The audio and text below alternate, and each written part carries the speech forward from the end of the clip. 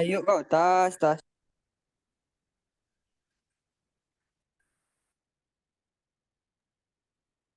Hmm,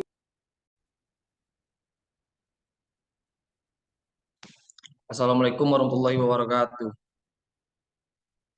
Waalaikumsalam warahmatullahi wabarakatuh. Wabarakatuh. Terima kasih atas waktunya teman-teman. Adanya pertemuan kita di Zoom ini untuk menyelesaikan tugas ekonomi makro yang diampu oleh Ibu Mirawati Yanita. Dan setiap pembahasan kita di Zoom akan direkam dan diupload di YouTube. Perkenalkan nama saya, perkenalkan saya perwakilan kelompok satu yang diberikan kesempatan untuk memimpin Zoom kita hari ini. Baiklah, perkenalkan nama saya Taufik Agustian. Saya Anggi Mayani. Saya Tasya Salsabila. Kami akan mempresentasikan hasil kerja kelompok kami.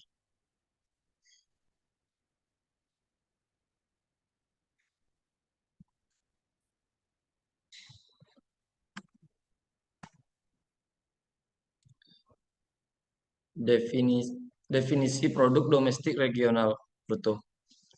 Pendapatan regional bruto merupakan istilah yang sering dijumpai baik dalam pemerintahan maupun masyarakat.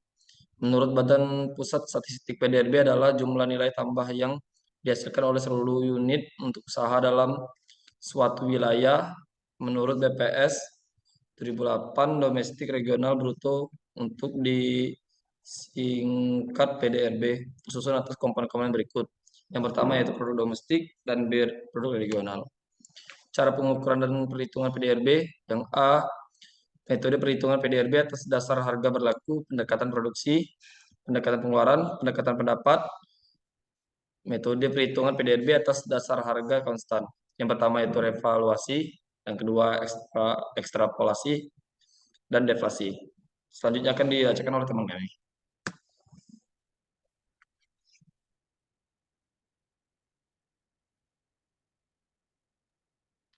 Kegunaan produk domestik regional bruto atau PDRB, manfaat yang diperoleh dari data yang disajikan atas dasar harga berlaku maupun atas dasar harga konstan masing-masing. Antara lain, yang pertama adalah perkembangan PDRB dengan menggunakan harga berlaku menjelaskan perkembangan produksi atau pendapatan karena peningkatan volume dan harga-harga. Yang kedua, PDRB atas dasar harga berlaku nominal menunjukkan kemampuan sumber daya ekonomi yang dihasilkan oleh suatu region. Nilai PDRB yang besar menunjukkan kemampuan sumber daya ekonomi yang besar, begitu juga sebaliknya. Yang selanjutnya adalah PDRB atas dasar harga berlaku menurut pengguna menunjukkan bagaimana produk, barang, dan jasa digunakan untuk tujuan konsumsi, investasi, dan perdagangan dengan pihak luar negeri atau luar daerah.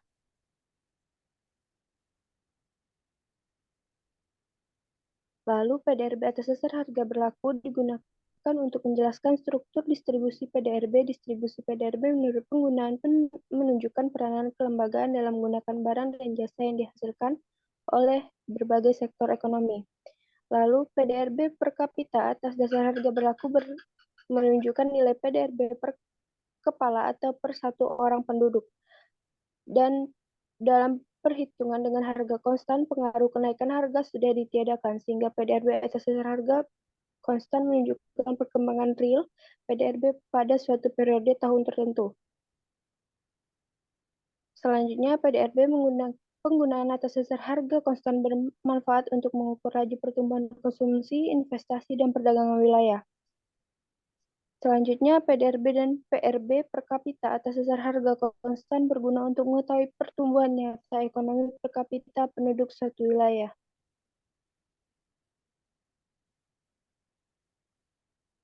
Pertumbuhan ekonomi dan pendapatan nasional.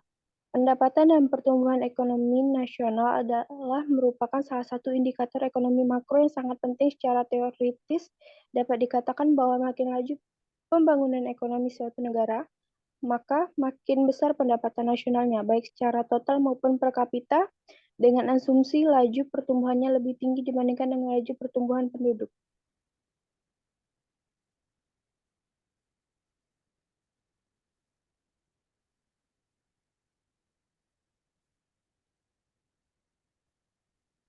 Selanjutnya akan dijelaskan oleh teman saya.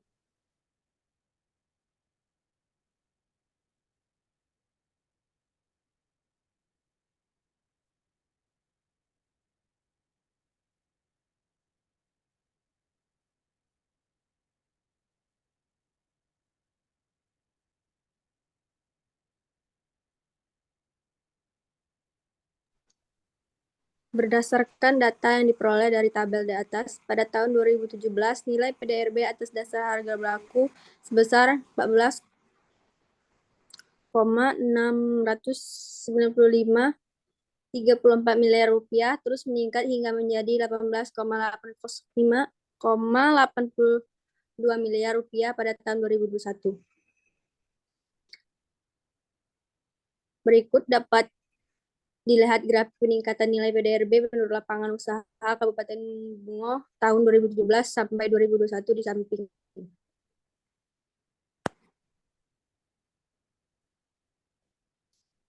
Selanjutnya, struktur ekonomi.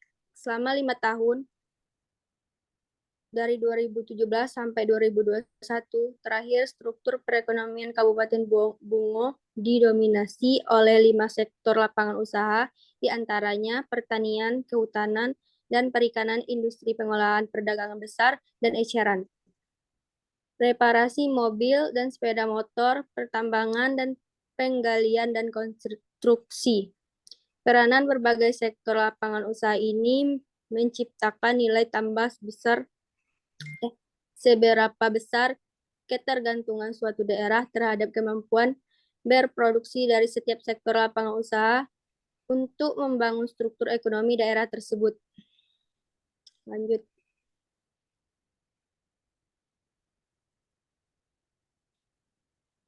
Berdasarkan informasi yang terdapat pada tabel distribusi persentasi PDRB ADHHB di atas, sektor lapangan usaha pertanian, kehutanan, dan perikanan memiliki peran paling besar dalam pembentukan PDRB Kabupaten Bungo sebesar 43,51%, naik dari 41,54% pada tahun 2017. Kemudian sektor selanjutnya industri pengolahan sebesar 10,88%, turun dari 11,62% di tahun 2017. Selanjutnya industri pertambangan dan penggalian sebesar 9,94%, naik dari 9,73% di tahun 2017. Kemudian disusul oleh sektor perdagangan besar dan eceran, reparasi mobil dan sepeda motor sebesar 8,77%, turun dari 9,24% di tahun 2017. Dan sektor konstruksi sebesar 6,12%, turun dari 6,29% di tahun 2017.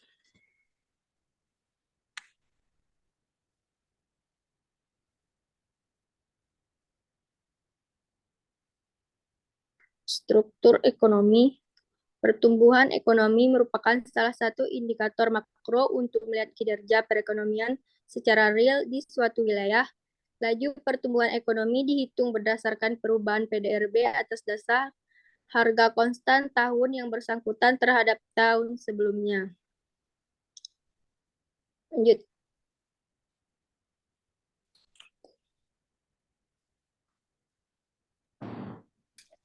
Pendapatan regional per kapita. Nilai PDRB per kapita Kabupaten Bungo atas dasar harga berlaku sejak tahun 2017 hingga 2021 senantiasa mengalami kenaikan. Pada tahun 2017, PDRB per kapita tercatat sebesar 55,4 juta rupiah secara nominal, terus mengalami kenaikan hingga tahun 2019 mencapai 61,33 juta rupiah. Namun mengalami penurunan di tahun 2020 menjadi 54,65 juta rupiah.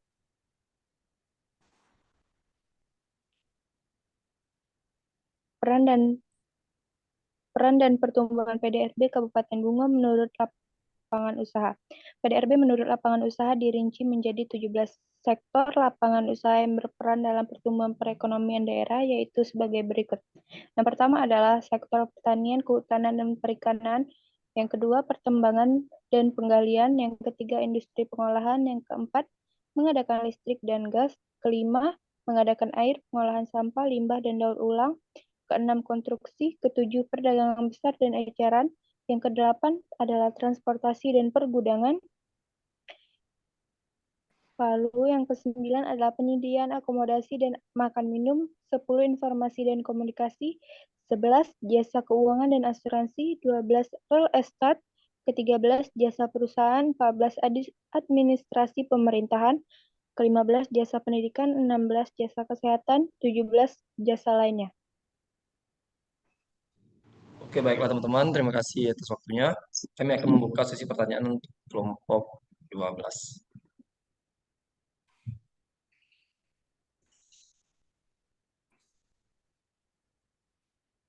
Oke, izin moderator, izin bertanya. Silakan Fikri. Apa itu revaluasi, ekstrapolasi, deflasi dalam metode perhitungan PDRB atas dasar harga konstan? Baik, terima kasih. Oke, baiklah Fikri, berikan kami waktu untuk menjawab.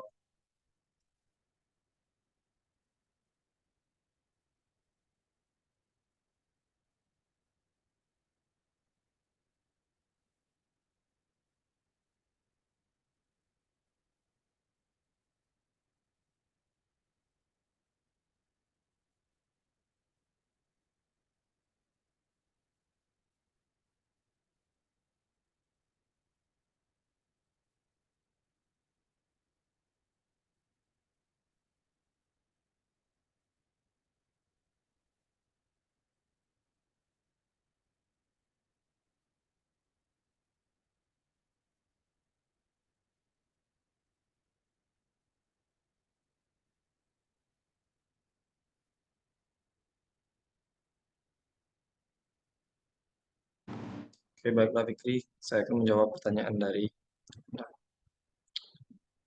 revaluasi aset adalah penilaian kembali aset yang dimiliki suatu entitas sehingga mencerminkan nilai aset sekarang. Revaluasi ini sebenarnya dapat dilakukan tidak hanya untuk aset tetapi juga kewajiban dan bentuk kekayaan yang lain. Namun seringkali revaluasi dikaitkan dengan aset khususnya aset tetap.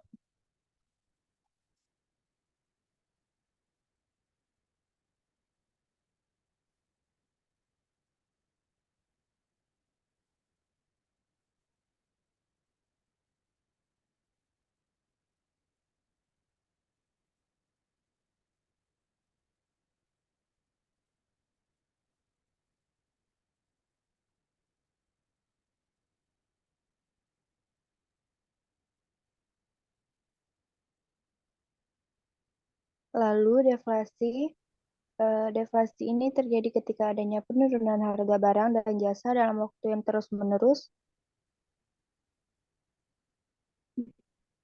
Deflasi adalah keadaan yang menunjukkan daya beli uang meningkat dalam masa tertentu karena jumlah uang yang beredar relatif lebih kecil dibandingkan jumlah barang dan jasa yang tersedia.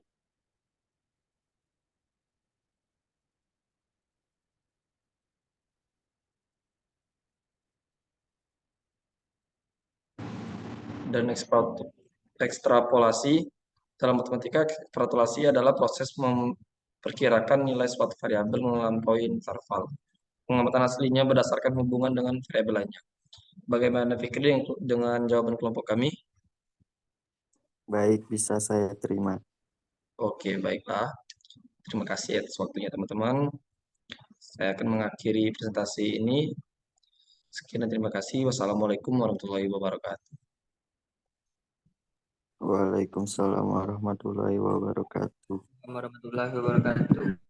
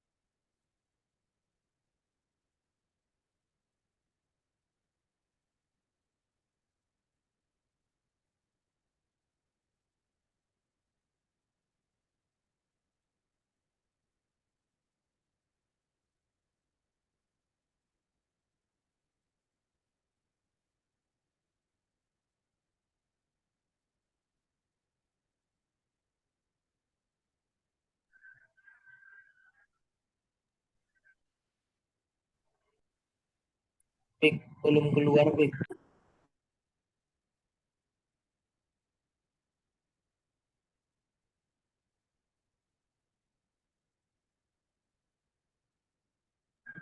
Belum kebuka.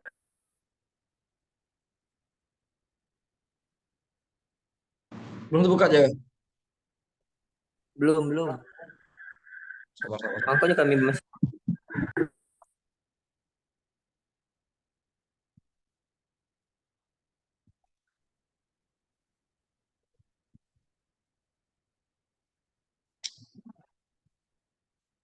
Sudah aja. udah. Oke, lanjut. Assalamualaikum warahmatullahi wabarakatuh. Waalaikumsalam warahmatullahi wabarakatuh. Untuk pembukaan kami diwakilkan oleh kelompok 1. Langsung saja saya Irfan dan teman saya Fikri Hibatullah. kami di sini menyampaikan PDRB Kabupaten Tebo.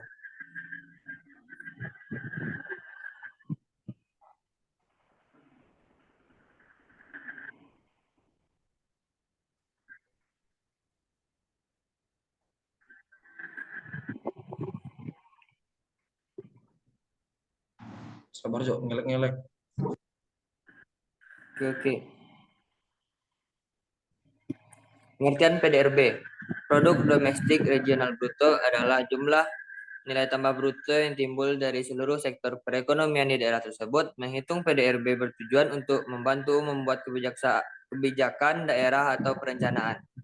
Evaluasi hasil pembangunan, memberikan informasi yang dapat menggambarkan kinerja perekonomian daerah.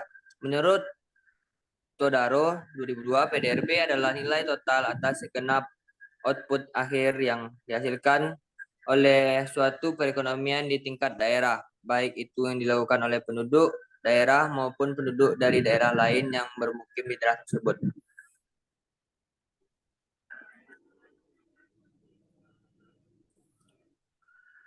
Cara pengukuran dan penghitungan PDRB. 1. Pendekatan produksi. Pendekatan produksi adalah metode perhitungan dengan memperhatikan jumlah hasil produksi dari berbagai sektor. Rumus yang digunakan untuk menghitung PDRB Y sama dengan NTB1 tambah NTB2 tambah dan seterusnya. Penjelasannya, Y adalah pendapatan, NTB adalah nilai tambah dari setiap sektor ekonomi. 2. Pendekatan pendapatan. Pendekatan pendapatan ialah suatu metode untuk menghitung PDRB dengan menjumlahkan seluruh faktor penerimaan hasil produksi berupa sewa, upah, investasi, dan profil. Rumus perhitungan PDRB, Y sama dengan R tambah W tambah I tambah P. Keterangan R adalah sewa, W upah, I investasi, P profit.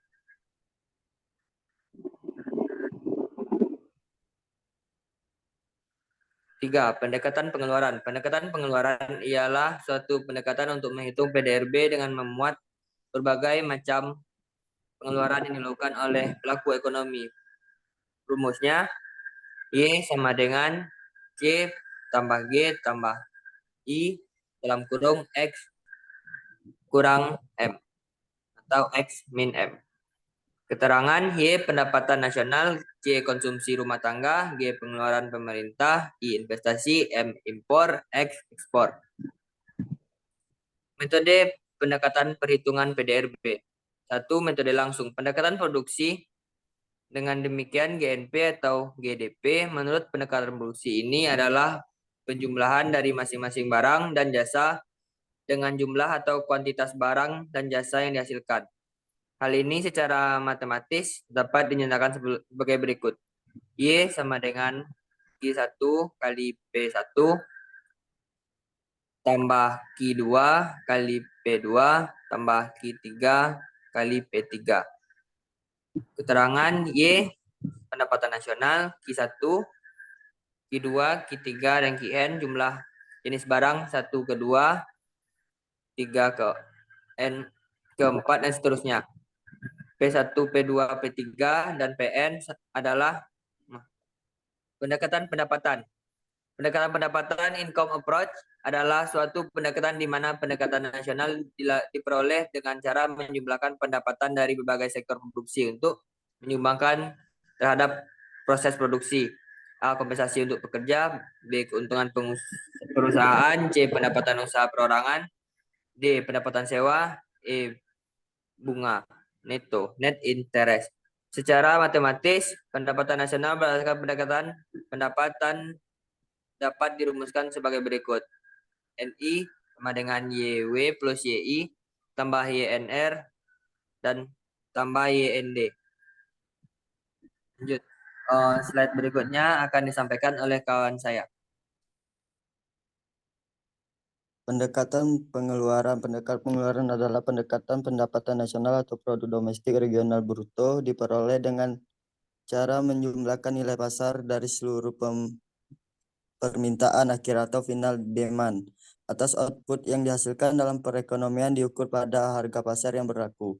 Satu, metode tidak langsung menghitung nilai tambah suatu kelompok ekonomi dengan mengalokasikan nilai tambah ke dalam masing-masing kelompok kegiatan ekonomi pada tingkat regional sebagai alokator digunakan yang paling besar tergantung atau erat kaitannya dengan produksi kegiatan ekonomi. Yaitu dapat disebabkan karena dua faktor, yaitu A. Kenaikan pendapatan yang benar-benar bisa menaikkan daya beli penduduk atau kenaikan real. Yang B. Kenaikan pendapatan yang disebabkan oleh karena inflasi. 4. Manfaat data PDRB. Data PDRB merupakan salah satu indikator ekonomi makro yang dapat menunjukkan kondisi perekonomian daerah setiap tahun. Manfaat yang dapat diperoleh dari data ini antara lain: 1. PDRB atas dasar harga berlaku atau nominal menunjukkan kemampuan suatu daerah memanfaatkan sumber daya ekonomi. 2. PDRB atas dasar harga konstan atau real dapat digunakan untuk menunjukkan laju pertumbuhan ekonomi secara keseluruhan atau setiap komponen pengeluaran dari tahun ke tahun. Yang ketiga, distribusi PDRB atas dasar harga berlaku menurut pengeluaran menunjukkan peranan setiap komponen pengeluaran dalam suatu daerah. 5. Pertumbuhan nasional dan pendapatan nasional. Pertumbuhan ekonomi nasional adalah peningkatan dalam kemampuan dari suatu perekonomian dalam memproduksi barang dan jasa. Pendapatan nasional adalah jumlah pendapatan yang diterima oleh seluruh rumah tangga keluarga atau RTK di suatu negara dari penyerahan faktor-faktor produksi dalam satu periode waktu tertentu, biasanya selama 1 tahun. Alat utama sebagai pengukur kegiatan perekonomian adalah produk nasional bruto, yaitu seluruh jumlah barang dan jasa yang dihasilkan tiap tahun oleh negara yang bersangkutan diukur menurut harga pasar pada suatu negara. Yaitu ada yang pertama, ada produk nasional bruto, produk nasional net, pendapatan perseorangan, pendapatan yang siap dibelanjakan. Yang 6, PDRB per kapita Kabupaten Tebo dari 2017 sampai 2021. Salah satu indikator tingkat kemakmuran penduduk di suatu daerah atau wilayah dapat dilihat dari nilai PDRB per kapita yang merupakan hasil bagi antara nilai tambah yang dihasilkan oleh seluruh kegiatan ekonomi daerah jumlah penduduk. Oleh karena itu, besar kecilnya jumlah penduduk akan mempengaruhi nilai PDRB per kapita. Sedangkan besar kecilnya nilai PDRB sangat tergantung pada potensi sumber daya alam dan faktor-faktor produksi yang terdapat di daerah tersebut.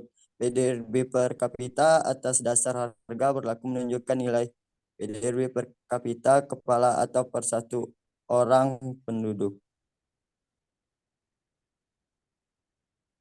7. PDRB Kabupaten Tebo 2017 sampai 2021 atas harga berlaku. Penduduk domestik regional bruto atas dasar harga pasar adalah jumlah nilai tambah bruto atau gross fluid yang timbul dari seluruh sektor perekonomian di suatu wilayah. Nilai tambah adalah nilai yang ditambah dari kombinasi faktor produksi dan bahan baku dalam proses produksi. Next.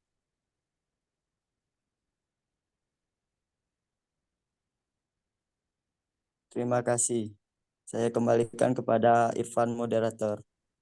Baiklah, langsung saja ke sesi tanya jawab. Silakan kepada kelompok 1 untuk bertanya.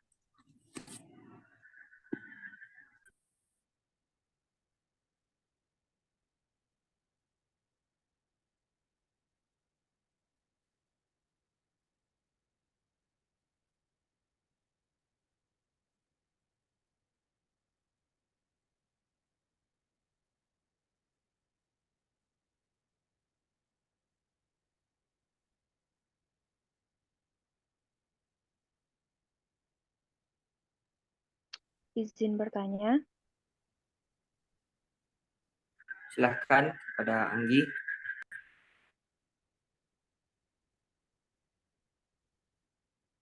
Bagaimana menurut pendapat kalian laju pertumbuhan di Kabupaten Tebo? Terima kasih. Baiklah, izin langsung menjawab. Menurut saya pertumbuhan laju ekonomi sejalan dengan pertanian, perkebunan, perikanan, pertambangan dan lain-lainnya yang ada di Kabupaten Tebo. Walaupun di tahun-tahun tertentu mengalami penurunan, contohnya pada tahun 2020 dan 2021, Kabupaten Tebo juga mengalami penurunan karena adanya bencana yang menerpa dunia yaitu COVID-19, di mana pendapatan masyarakat juga ikut menurun. Tetapi seiring dengan berjalannya waktu, perekonomian di Kabupaten Tebo tumbuh kembali dan semakin meningkat daripada tahun 2020 dan 2021. Mungkin itu jawabannya dari kami. Terima kasih. Apakah Anggi bisa menerima jawaban? Dapat diterima. Terima kasih atas jawabannya. Baiklah. Kami tutup penampilan kelompok kami. Kami akhiri. Kalau ada salah, kami mohon maaf. Assalamualaikum warahmatullahi wabarakatuh. Waalaikumsalam warahmatullahi wabarakatuh. Waalaikumsalam warahmatullahi wabarakatuh. Oke, baiklah teman-teman, kita akhiri pertemuan kita di Zoom hari ini.